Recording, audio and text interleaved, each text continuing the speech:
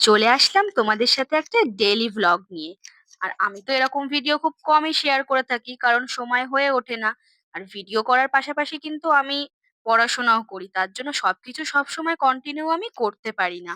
হয়তো photo video দেখে অনেকে ভাবতেই পারে যে এগুলোর পেছনে টাইম হয়তো যায়, কিন্তু না, একদমই না। পাশাপাশি আমি আর এক স্টুডেন্ট একটা, তো আমার ওদিকেও বেশি সময় মনোযোগ দিতে হয়। তার পাশাপাশি ভিডিওটা করি, আর ভিডিওটা হচ্ছে আমি শখেই করি। কারণ ভিডিও করতে, রিলস বানাতে এগুলো আমি বরাবরই ভালোবাসতাম।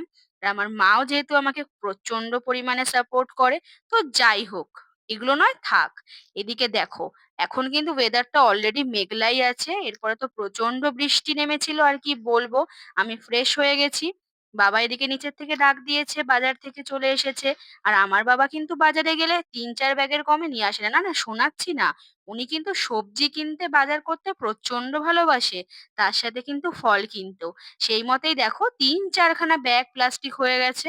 তাই আমি নিচে এসেছি। আর আমার বাবা কিন্তু ছোটবেলা থেকে, না না, ছোটবেলা বলাটা ভুল হবে। যবে থেকে আমি এগুলোকে নেয়ার মতো মানে শক্তি আমার গায়ে হয়েছে, তো তবে থেকে আমার বাবা কিন্তু এসেই আগে আমাকে নিচ থেকে ডাক দেয়। তো নিচ থেকে বাজার নিয়ে চলে এসেছি, ওপরে এসে দেখি এই যে আমাদের মহারানী, আমার দিদি, খাওয়া-দাওয়া মানে ব্রেকফাস্ট করছে। আর আমার বাবা এদিকে কাটছে শাক, মানে শাক বাছছে আরকি। আমরা কিন্তু সবাই এরকম মিলেমিশেই কাজ করি।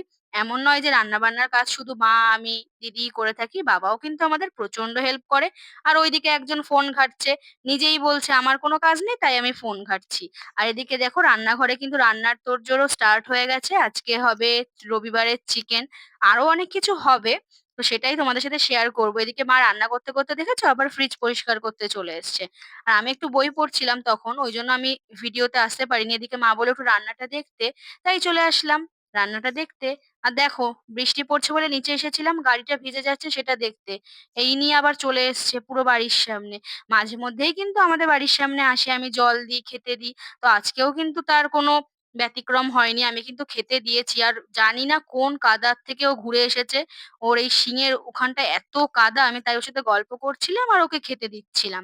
প্রাণী তো, তার মধ্যে ওরা তো বলতে পারে না। এদিকে প্রচন্ড বৃষ্টি, তারপরে চলে এসেছি দেখো ভিজে ভিজে ওপরে। আর এদিকে রান্নাঘরের সমস্ত কাজ কমপ্লিট। আমি এদিকে ঘর মুছে নিচ্ছি। ঘরের কাজগুলোও তো সময় মতো করতে হবে। পড়তে হবে, ভিডিও করতে হবে, সবকিছুই সমানভাবে করতে হবে, তাই তো? তো এদিকে চলো কাজবাজ কমপ্লিট।